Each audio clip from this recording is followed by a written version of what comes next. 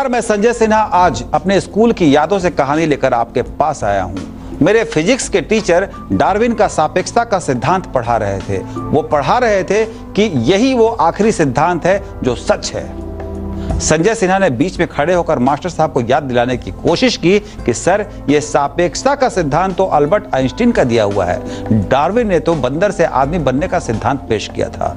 Teacher ने कहा, बंदर से आदमी? ये कौन सा सिद्धांत है? बंदर भला कब आदमी बनते हैं? तुम्हें किसी ने उल्लू बना दिया है। बंदर कभी आदमी बन ही नहीं सकते। हाँ, आदमी बेशक बंदर हो सकता है। और तुम्हारे अल्बर्ट आइंस्टीन, जिनके बारे में तुम कह रहे हो कि उन्होंने सापेक्षता का सिद्धांत पेश किया, वो दरअसल डार्विन साहब की ही देन है। सबसे पहले सर्वाइवल ऑफ द फिटेस्ट का सिद्धांत उन्होंने दिया और सापेक्षता के सिद्धांत का जन्म इसी से हुआ है। मैं भयंकर दुविधा में फंस गया था। ये फिजिक्स के मास्टर को क्या हो गया है? ऐसे तो सारे बच्चे फेल हो जाएंगे। ये डार्विन और आइंस्टीन में घालमेल कर रहे हैं। लेकिन डांट पड़ चुकी थी, इसलिए चुप हो गया। परीक्षा में ना तो डार्विन के विषय में कोई सवाल पूछा गया, ना आइंस्टीन के विषय में। इससे सभी बच्चे पास हो गए। लेकिन संजय सिन्हा के मन में खटका बैठ गया था कि मास्टर साहब ने आखिर ऐसा क्यों कहा कि बंदर कभी आदमी नहीं बनते। बेशक आदमी बंदर बन सकता है। मैं बड़ा हुआ, मैंने दुनिया देखी, मैं बहुत से लोगों से मिला। मैंने अमीर देखे, मैंने गरीब देखे, मैं राजा से मिला, मैं प्रजा से मिला। इतना सब देखने के बाद मैं इस निष्कर्ष पर पहुंचा कि मेरे फिजिक्स के टीचर ने बिल्कुल सही कहा था कि बंदर आदमी नहीं बनते। हाँ, आदमी बंदर बन जाता है। मैंने देखा है कि पूरी दुनिया में एक वर्ग है जो मिनरल युक्त साफ पानी पीता है, जो कीटाणु रहित साफ पानी से नहाता है, जिसके भोजन में शरीर के लिए हर जरूरी पौष्टिक तत्व मौजूद रहते हैं, जिसका शरीर किसी ग्लोबल वार्मिंग की गर्मी में नहीं झुलसता, जो कभी बारिश में नहीं भीगता, जिसे गैस की वजह से भी सीने में होने वाले दर्द की शिकायत पर दुनिया के सबसे बेहतरीन डॉक्टर से इलाज मिल जाता है। लेकिन ऐसा भी एक वर्ग है जिसे पानी खाना छोड़िए पूरी रात की नींद तक नहीं मिल पाती। इस वर्ग की आबादी ज्यादा है।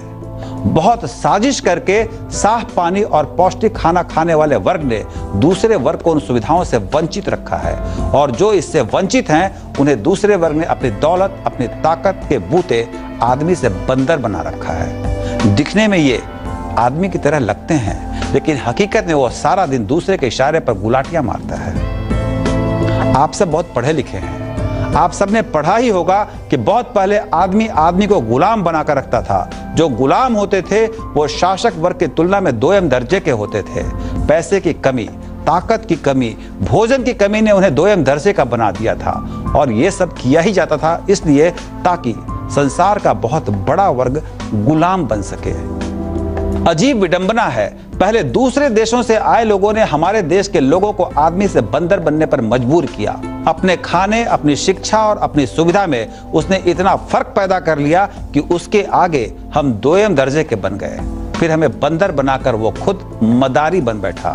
बहुत मुश्किल से चार्ल्स डार्विन के सिद्धांत के तहत कुछ लोग उस जंजीर को तोड़कर बाहर निकल पाए और उन्होंने अपनी तरह के दूसरे बंदरों की मुक्ति की लड़ाई लड़ी।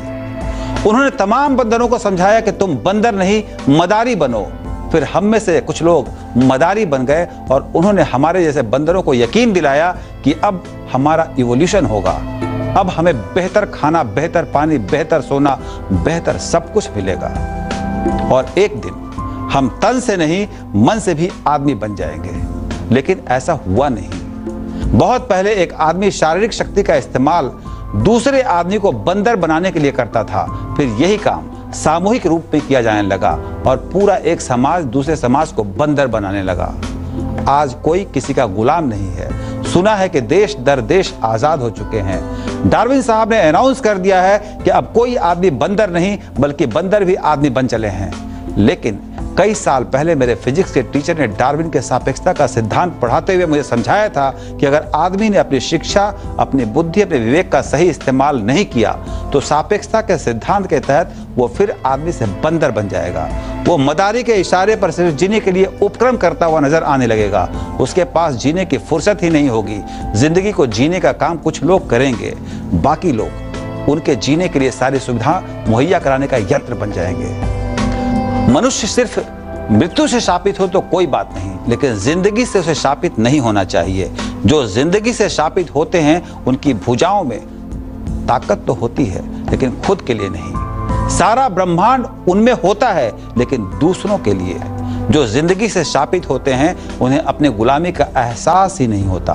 वो समझते हैं कि डार्विन के जो बंदर इवोल्यूशन के जरिए मनुष्य बन गए हैं उनमें उनका नंबर अभी नहीं आया है, शायद मेरा भी नहीं आया है। बहुत देर से मैं पीछे छूकर देख रहा हूं, क्या पता मेरी पूंछ ही निकल आई हो। आज के लिए इतना ही, कल मैं फिर आऊंगा नई कहानी के साथ।